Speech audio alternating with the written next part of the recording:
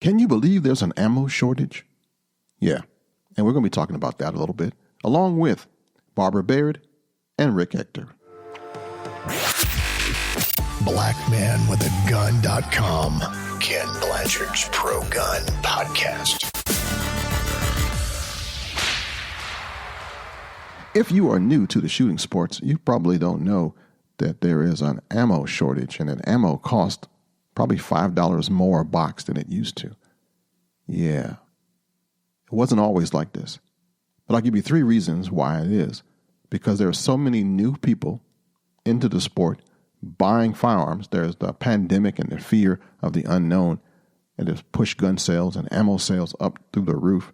So much so that we don't even have enough raw materials to get and make primers and gunpowder and black powder and all that stuff. So it's a shortage of all the components that make ammo by itself. And on top of all of that, we get a lot of that raw material crap from China.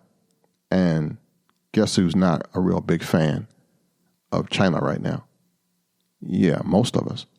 Well, there are tariffs and taxes and export and import fees on China, and they are a major exporter of all the elements of gunpowder and ammunition. So, with all that being said, there is an ammo shortage. And how I know is that my son just bought a .380, and I thought, hey man, just go to luckygunner.com or go to ammo.com or go online, look at Cheaper Than Dirt, there's quite a few websites that you can buy mail order ammo. And check it out. And you know what happened? Butkus, nada, nil, nilch, no, yet. There was nothing to be found online for the .380. So we started to look around at other places, local places. And unless you were buying to shoot at the range, they had a limit on how much you could buy. Yeah. So I would recommend that you start right now before it gets any later in the year and find a source for the ammo that you're going to use for self-defense, that you're going to use for practice, that you're going to use for competition. And start, if you haven't already, keeping some, getting some, acquiring some. Make it your mission this next week is to find you some ammo that can sustain you through the winter. Sounds like squirrels, right? Yeah. And maybe curtail your practice just a little bit. Ammo, we're going to get more ammo, but it's going to be like 2021 when it comes back. So you're going to need to hold on to what you got. Unless you have a reloader and have all the stuff that you need to make pounds and pounds of your own ammunition, I would say slow your roll just a little bit for the self-defense part. Now, we've had ammo shortages before, but a word to the wise, this one is different. There's a few more things happening in the world, and don't want you to be caught with your pants down, unless that's how you want to roll. Then it's quite all right with me. Just having fun with off limits in Mister's house. Did I just catch you having fun? Oh, Lord have mercy, my baby!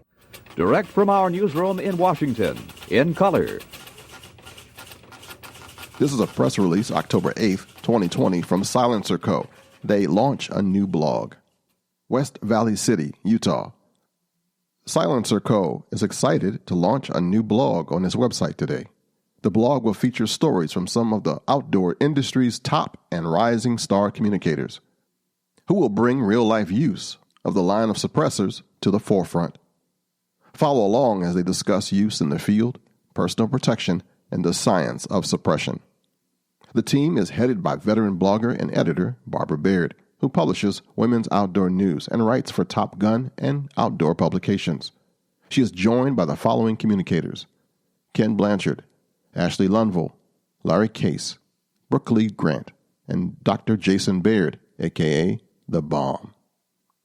Blanchard is reputed for his popular podcast, Black Man with a Gun, and will be bringing videos focused on Silencer Co.'s history and presence in the industry. Lunville is the former Miss Wheelchair America and an advocate for physically challenged outdoorsmen everywhere as she shoots and hunts in her backyard in Wyoming. Case is a retired game warden from West Virginia who has risen rapidly in the world of outdoor writers and brings his cagey sense of humor along with every story.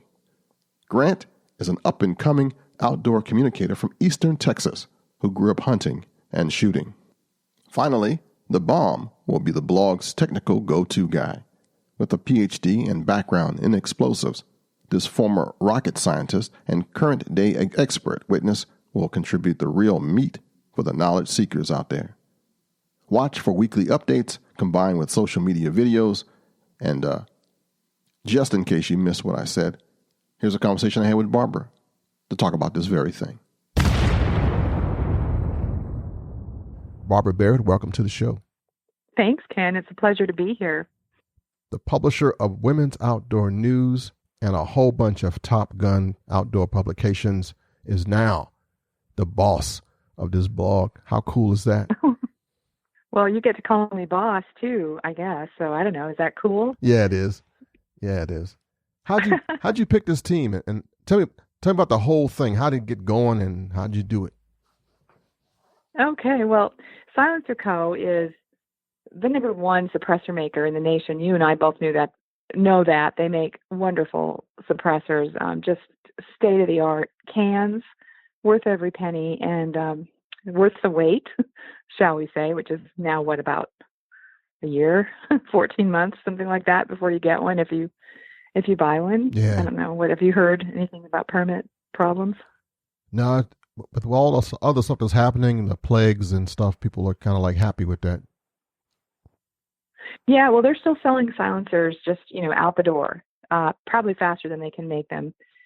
Probably because we have a whole bunch of new shooters, too, who are really interested in having a reduction in noise and a little bit of recoil. But how I chose the team was, and then the blog concept was, Jessica Callum, who used to be over at Remington, is, she's become a friend of mine over the past few years. We've been on a lot of hunts together, a lot of shooting events together. And then she jumped over to MCRGO to do their public relations. And she and I were talking, and I was talking about this new trend. Springfield has done it. Springfield Armory, Smith & Wesson just did it, just launched it, and where these companies are launching their own blogs. And I know a lot of people are saying, oh, well, how credible is that? But it still is credible because it's a story. And it's a story about a product that is out there being used. And a lot of times the content marketing is what gets a little more traction on Google than just buy this suppressor or this gun at Cabela's or at your local gun shop type thing. So we're finding that content marketing really is important. And so for some of these companies, if they want to get people to come to their websites and read about, or if they have questions, for example, if they have questions about how to clean suppressors or, supersonic versus subsonic ammunition, this is a place where they can go and they can get answers from people like you and people like the other 5 people on the team. Cool beans. So how did I go about? You asked me. Oh, I'm sorry, because you just asked me how I picked you guys too. Yeah. So you want me to go on with that? I'm sorry. Yeah, please do. So I know you've had a day, and believe me, I've had a day at the North Carolina Zoo with 5 children under the age of 8. So I'm not on my total game here either. Super grandma. This, but I'll try to be coherent. I know. Tired granny is more like it. But you're on the team, and of course we chose you because you're the only one on the team that knows how to dress to carry concealed in South America. Yeah, I'm the man on fire. So that's right, and a lot of other reasons. But I know that we're particularly interested in the tactical knowledge that you bring in self-defense, personal defense tips and tactics, and that you believe, everyone on the team believes in using suppressors for various reasons, and you have to be a believer. We're going to have an interesting time here telling America why. Another person who's pretty close to you over in West Virginia is Larry Case, and he is a retired game warden. He really was quite high on the pecking order of game wardens over there, some kind of a chief. And now he writes for hunting and shooting magazines, and he's the real deal. He hunts with dogs, and he's always out hunting in West Virginia and around the country. And so for that particular market, which is small, but there's a particular market that is really interested in using suppressors on hunting guns. That's why we brought in Larry. Another person we brought in for that market is Ashley Lundvall. Have you ever met Ashley? I don't think so. She is former Ms. Wheelchair America, 2013. Her advocacy was for the outdoors. She will fly fish from a track chair. She hunts in the mountains of Wyoming in her wheelchair and on an ATV. Wow. She is an amazing physically challenged woman who was 16 when she was injured at a dude ranch in Wyoming, pitching hay, fell off the hay wagon and fell on the pitchfork and then never walked again. But she didn't let that stop her. She's written a book, Redefined Life. She has a great website, and she also believes in using suppressors, and especially for people who are physically challenged, because they offer some recoil reduction. So for that reason, and she's also been working with her daughter, who is 10 years old, with suppressors, so that brings that whole youth market into play. So we have Ashley on board, and then we have an up-and-coming new writer, and her name is Brookley Grant, and she is out of Eastern Texas, and she just grew up hunting and shooting, and she just built her first AR using the new lower from MCRGO, so that's pretty cool. And let's see, who am I forgetting? Oh, I'm forgetting that guy who's been around me for 42 years. The guy you live with, right? Yes. And he's actually been down in South Carolina blowing stuff up today. Well, I've been up here in North Carolina at the zoo and for an industry day for a big company here. But anyway, my husband, Jason Baird, a.k.a. Dr. Bomb or The Bomb, is a ballistics explosives expert. And so I know when I started getting my suppressors, I think I have 7 of them now, but which is really amazing to have that collection in my safe. I know, right? But when I got my first one, he took the first one apart and told me it was missing an O-ring. Only he would know that. And then come to find out that, well, he would, and he also worked on trying to figure out why that Challenger blew up because of the O-ring problem. Remember that? Oh, yeah. When he was in the Air Force down in Florida. So he's like, well, this thing's missing an O-ring. And so I guess, if anybody's going to notice that, he would. And so I think it was because it had been used and maybe abused a little bit or maybe, used a bit. And then, so anyway, it is important to clean suppressors and stuff. So he had that thing taken apart, and he's like that because he's an engineer. Mm-hmm. So he's also a writer. He's written books and that kind of thing. So I said, well, we really should just bring you on board in case people have questions about cleaning, about the engineering, about why the baffles are turned one way and then the other way. It gets a little, it gets a little complicated sometimes, especially with this new switchback where you can put it on a pistol or then extend it and then put it on your rifle. You can have like low, medium, and then long. Oh, wow.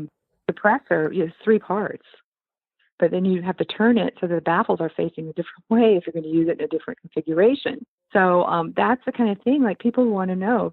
People who shoot suppressors really are gear oriented. They're techies, gearheads about guns.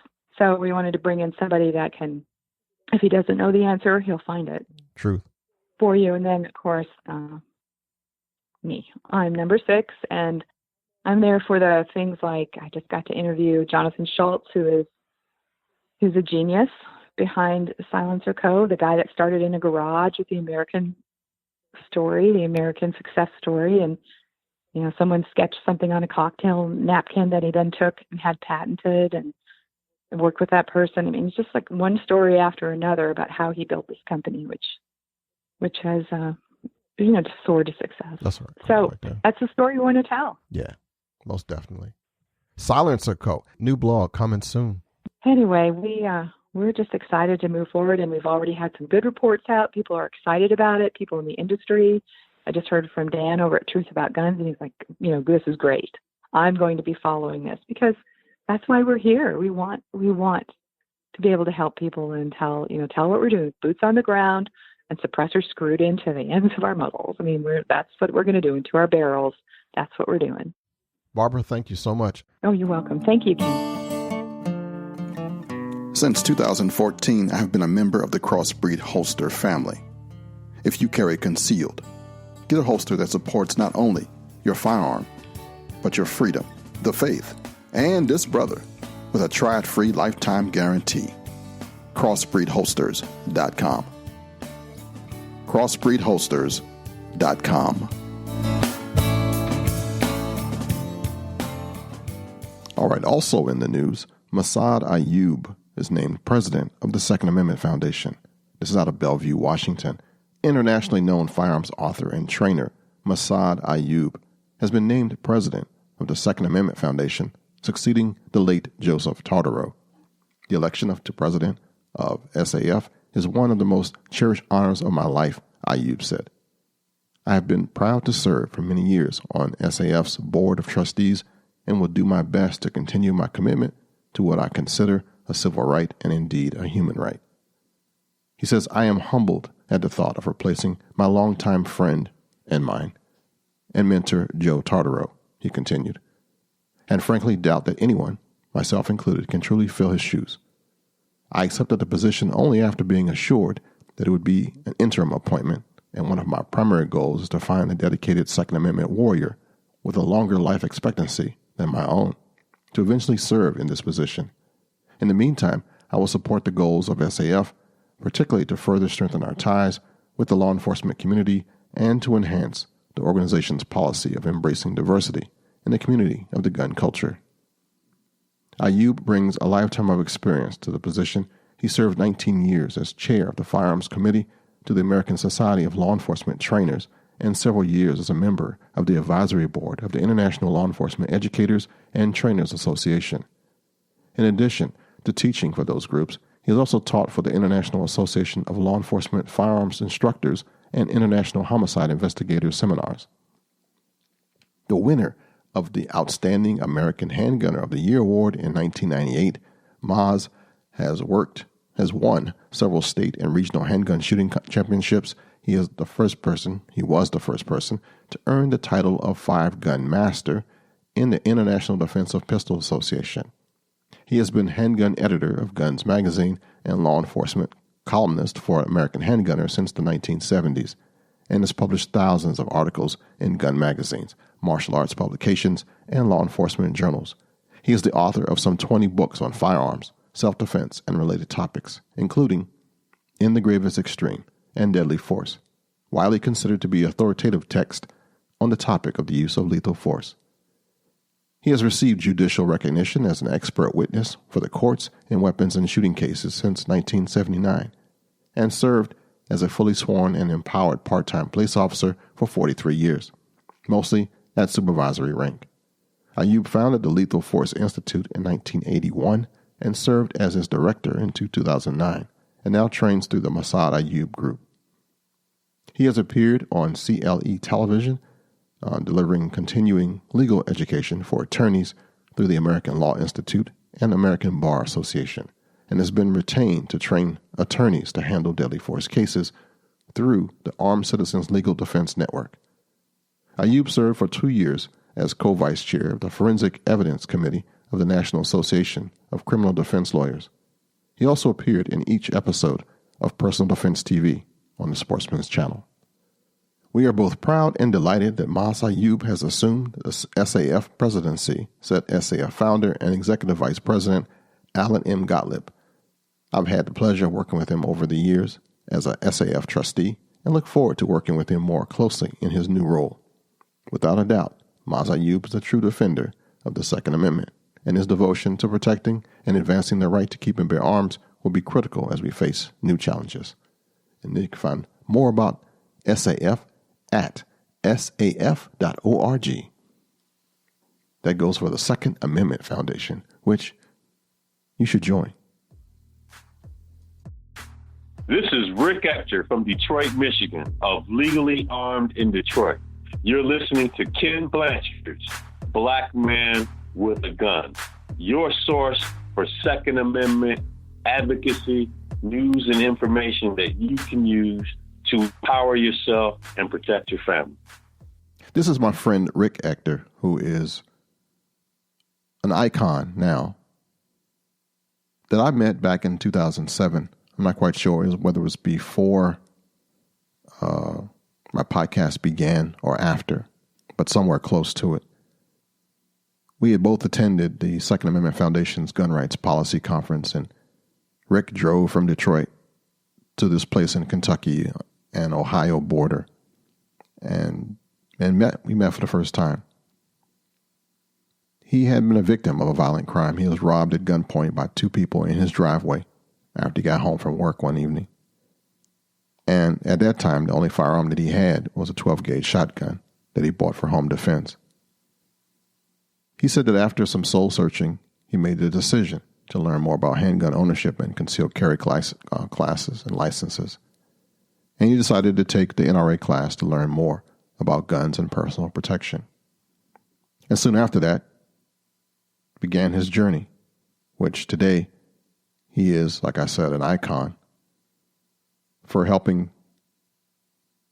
the regular person find their way to self-reliance, self-defense, and self-protection. Rick is a National Rifle Association credentialed firearms trainer who provides Michigan concealed weapons and concealed pistol license classes in Detroit for students at his firearms school called Rick's Firearms Academy of Detroit. And I want you to join me in a conversation I had with Rick talking about what happened just this year and just Rick's philosophy in general. A really cool guy.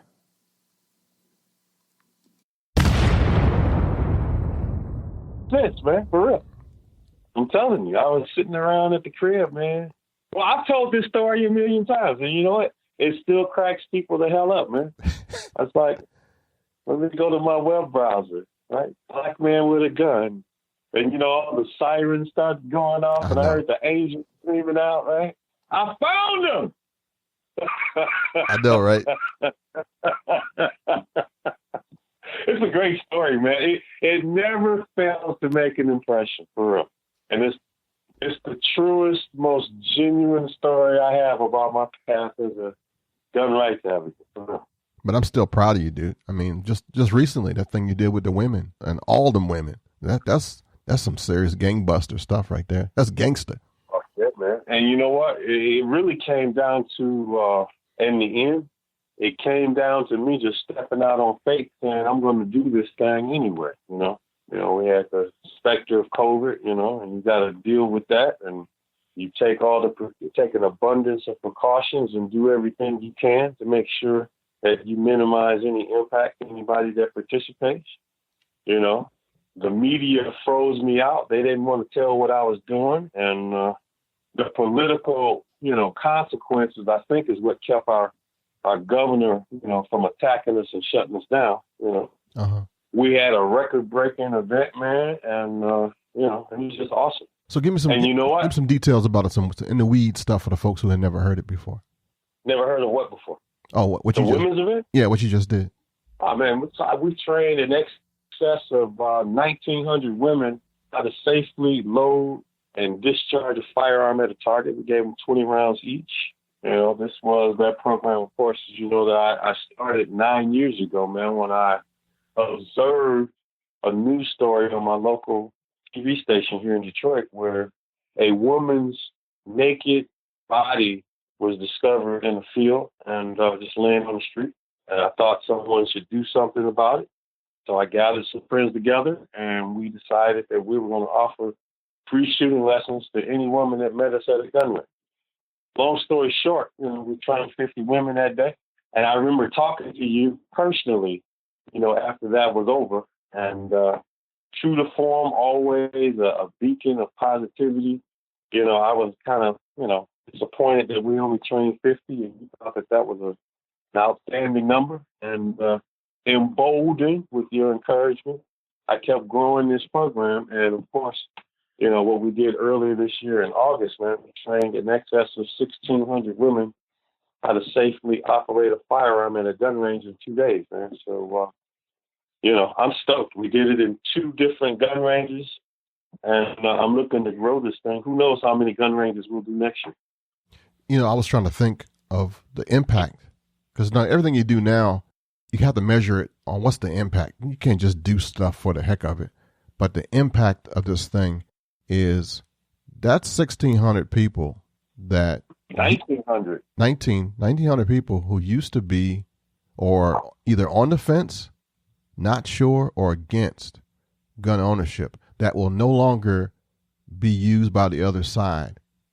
Well, here's the great thing, man, because, the anti-gunners, man, they have all these, I feel, unfair and inaccurate characterizations of who we are. And when you can impact that many people by bringing them into the fold, by at least exposing them to guns, and then they have a positive experience and then walk away from the event going, hey, I had a lot of fun. I learned something. I have more information and I can make a more informed decision. And when people talk about folks who own, carry, use, or practice with guns, now they're talking about me.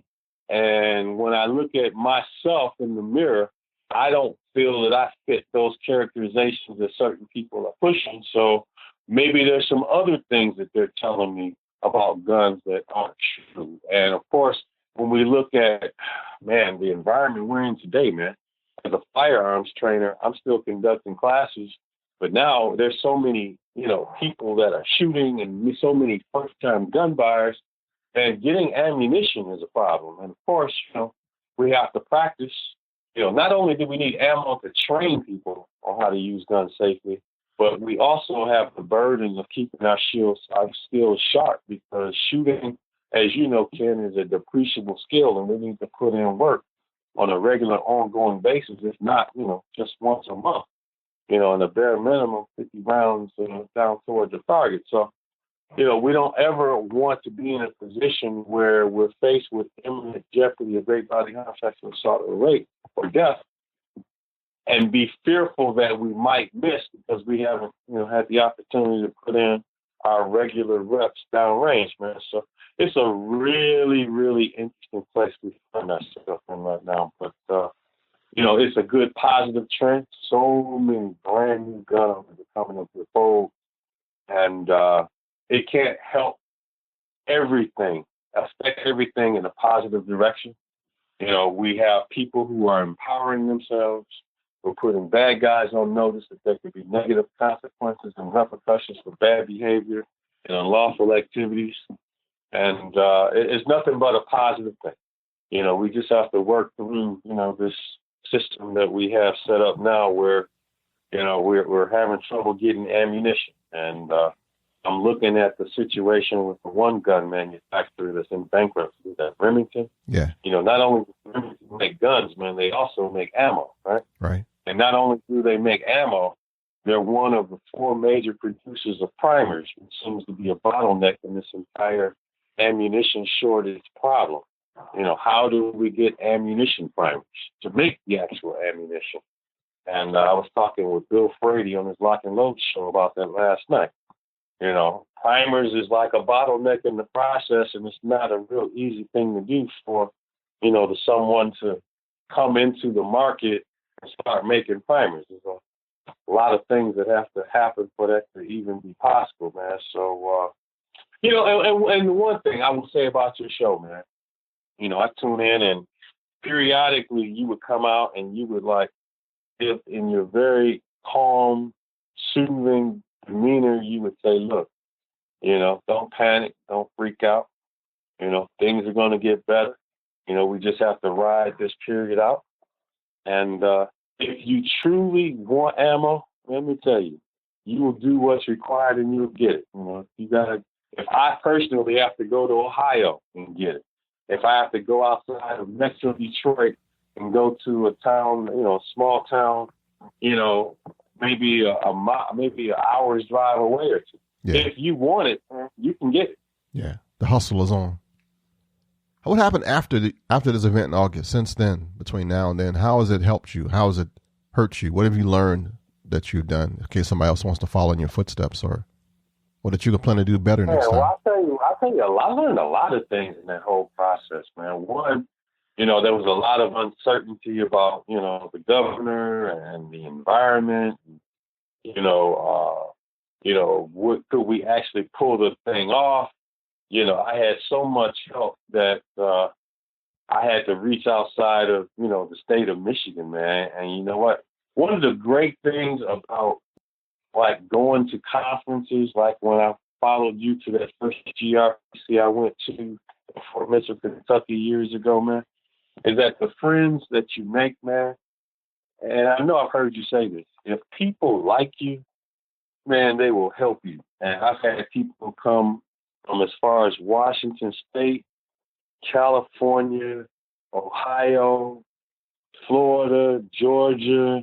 I had a couple people from the New England states, man. You know what? I put out the clarion call for people to help me. And you know what? By having friends who like me and who believe in what I'm doing, you know, I learned that, man, it's good for people to like you, and, man, they helped you, and I couldn't have done it without all those people. I've learned that women are feeling the need for firearms and personal protection and taking on a more active role in protecting their household and their babies, man. And I have never seen such an interest in women in terms of firearms training. And if we're serious about increasing our ranks, you know, yeah, we still need to get the word out. We still need to, you know, reach out to women and make it easy for them to give them information and bring them amongst our ranks, man. Because I'll tell you one thing, you can't turn someone on to the benefits of gun ownership and have them not at some point in time in the future take a long look at what's going to prevent them from having access to guns and using them for personal protection. Inevitably, it's going to fold, I believe, and it's going to affect who they support politically and who they vote for. You know, it's not something that happens overnight, but here's the thing. If it's worth doing, it's worth putting in the effort over a concerted period of time to get that result. You know, I've been doing this event for 9 years, man, and I know that I have changed a lot of people's opinions about guns. As a matter of fact, my favorite story that I like to tell about this women's event was this one sister that was, I believe she was visiting from Chicago, as a matter of fact. She was visiting a friend in Detroit, and when she arrived at her friend's home in Detroit, you know, the friend told her, hey, look, I'm signed up for this free shooting lesson, free range safety briefing this Rick Ector guy is putting on. You can either stay here by yourself and watch cable TV, or you can come hang out with me at this event. Now, this woman from Chicago, she's anti-gun, wasn't, you know, looking forward to accompanying her friend, but she went anyway because she didn't want to be cooped up in the house. So lo and behold, this anti-gunner from Chicago, this woman who really was inexperienced and had no credible knowledge about guns, she went through the program, she finished it, she completed it, she took a picture with a target, and she was beaming with pride. And that one experience forever changed her views on guns. And she talked about how when she got back, she was going to do what was required to legally become a gun owner and explore getting a carry permit, man. So, you know, if you just reach one person, man, change one life, and then the people that they come into contact with, the people that they network with, the people that they interface with, you know, it's going to have a ripple effect that's going to extend out at least a few, you know, different levels and ways, man. And you never know who you help today, what impact they're going to have on others down the road, man. And I may never know how many people ultimately are affected by the program that I put on every year, man. But I know that it is worth it, and I know that far more than I'm cognizant of, there are people out there that have benefited from this program, man, and it's what spurs me to continue putting it on. Amen to that, dude. You know, everybody got a mom. So if there was 1,900 mothers there, you did some work, homie. You know, I thought I was, you know, one of the big questions that comes up is like goal setting. And I'm really big on goals. Mm-hmm. You know, you're going to do something, you have to say, well, what are you trying to accomplish? What's your metric? What's your endpoint? What's your goal? And I thought that 1,500 across days was a stretch goal. I thought it was a stretch goal, man, because the year before we trained just in excess of 800 women in one day. So I figured a 2-day event, you know, it would be a stretch, back-to-back days if I could get 1,500. When we trained in that first day, 1,200 women, I mean, we absolutely crushed it that first day. And, man, I really felt bad looking back on it that I wasn't aggressive enough in terms of my goal setting to push it and actually hit 2,000, man. But, it's one of those rare occasions when you set up what you feel is an ambitious goal and you actually hit it. I just didn't realize that I'd be disappointed in hitting a goal because it just showed that I wasn't aggressive enough. I thought I was abundantly aggressive, but, I have to revisit, my whole method of thinking about what I can do, man. There are times when you just have to put it on faith, man, that unseen forces in the universe are going to conspire to make your dream become a reality, man. So have more faith. That was huge right there. And I think Michelangelo said, he said the greater danger for most of us lies not in setting our aim too high and falling short, but in setting our aim too low and achieving our mark. And you just said it in the same way. I'm telling you, man, on the one hand, I'm overjoyed that I absolutely crushed the goal. But on the other hand, I'm like, man, I could have had 2,000, Yeah. It wouldn't have took much more to hit 2,000. But now you know.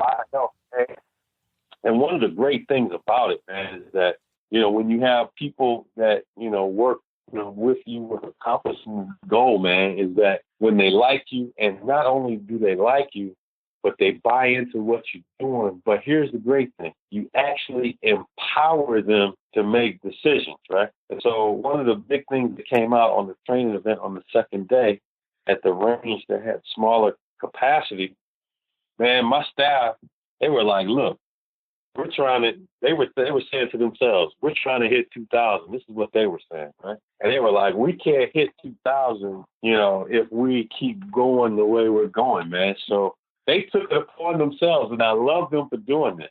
They came up with a plan to hit 2,000, unbeknownst to me, but they came up with a plan to train more women based on the bottlenecks that we had, because the gun range was rather stringent on how many people we could have in the facility. And we moved training outdoors because, fortunately for us, Mother Nature was cooperating. And we just started training women en masse with these informational sessions about fundamental firearm safety out in the parking lot, where we had an abundance of space. And then that freed up all the bottlenecks that we were getting in terms of giving women their free range safety briefing to ensure that they had at least a bare minimum of knowledge before we put a gun in their hand and have them pull the trigger, one-on-one with a firearm trainer. So, man, it's just a testament to what you can do with inspired people who buy into your goal and want to help you to succeed, man. You hear about all of these management types that have people who don't really believe in the management and their leadership. They engage in practices such as what they call malicious obedience. Mm-hmm. That's where they do exactly what you told them to do, even though they're the experts at that job and they know that it's flawed, but they're not going to improve the process to help you reach the goal because they don't like you. And so their excuse is, well, we did exactly what you said. Yeah. Instead of them being motivated to help you reach your goal and exceed it, man. So my hat is off to the people, man, that I had, working with me in this project, man, that bought into what I was doing. And here's the big thing, that actually liked me, man, because I had people that came in from out of town and traveled pretty much halfway across the country on their dime to be a part of this, man. So I'm humbled, truly humbled at those people that bought into what I was doing and came on their own dime to help me, man. For real. If people are interested in every single person that came out to the event, I would implore them to come over to my Facebook page, Rick's Firearm Academy Detroit. Scroll down to the actual event, and I have an official write-up. I did an official write-up that went into AmmoLand, and I documented all the people who actually traveled to be a part of this program. Identified many of the organizations. I identified our sponsors. Man, I made sure that I gave homage and tribute to everyone that participated. And one of the great things I like about this last iteration were the women that I had that served as my chief RSOs, man. It's the great thing, one of the great things about being a trainer, man, is when you, as a training counselor, you not only develop firearms instructors and help them get credentialed, but you get, in circumstances like this women's event, you get to put them in positions of leadership and watch them grow and blossom, man. So not only do you get good friends, man, but you're actually creating leaders, man, and this whole gun rights community and this whole experience we otherwise known as life, man. And it's just such a great thing to see someone grow and know that you had a part in that, man. That is a truly great feeling, man. I know that's right. I want to make sure I'm going to add your post from AmmoLand in the show notes so everybody can check it out. How can folks reach you, man? Man, I would tell folks to reach me. One of the big portals I have is my YouTube channel, Rick's Firearm Academy Detroit. Go to youtube.com/Detroit CCW. Over 2,200 video posts. A lot of my appearances on your show, my friend, are there. I'm on Twitter, Detroit CCW. LegallyArmedInDetroit.com is my blog. DetroitCCW.com. I'm on Instagram. I'm on LinkedIn, Rick Ector. Let me tell you, Google is your friend. If you Google my name, Rick Ector, RickEctor, there is no way possible you will miss me. And I invite your listeners to definitely follow me, send me friend requests. Let's network, because I'm having some really wild, crazy, outrageous goals for next year, man. And as soon as I officially formulate my plan and start publicizing it, I'm going to need help. And anyone that finds this event to be a worthy expenditure of their time and their labor, I would love to have it, truly. Well said, my man. This has been my friend and my brother from another mother, the one and only Rick Ector, man. Thank you for being a part of the show again. Tell you, I still remember hearing you, man. Let me tell you that story I tell everybody. Hearing you on the podcast, man, and going up to Fort Mitchell, Kentucky, and following you around like a lost puppy, man. And I'm going to tell you, one of the greatest things that I can point to in my walk and journey as a gun rights advocate is not only being like a huge fan of yours, but actually getting to know you personally and getting to be counted as a friend of yours. And it is truly and indeed an honor, and I am immensely proud of it. Pleasure's mine, dude. I feel the same way. You the real deal. And so are you. And I want to thank you for listening, downloading, and supporting this podcast and this podcaster. I wouldn't have made it this long without you. In the show notes, you will find links to Rick's Firearms Academy in Detroit and his Legally Armed in Detroit links I've laid. Silencer Co. and the upcoming blog, which you want to check out. And don't forget, you can find all about me at blackmanwithagun.com if you don't already know. I want to thank Barbara Baird for being here. I thank Barbara for sharing. Thanks, Rick, for chatting with your brother on short notice. And I want to have a special thank you to you. Yeah, thanks for listening. Stick with me. If you got questions, if you got something you want to share, hit me back at blackmanwithagun@gmail.com. You know, if you want to be happy, set a goal that commands your thoughts, liberates your energy, and inspires your hopes. Just in case nobody else has told you this today, I love you. And there's not a damn thing you can do about it. Until the next time you hear from me. Shalom, baby. Until next time, friends. To keep in touch with Kenn and his cause, head over to blackmanwithagun.com.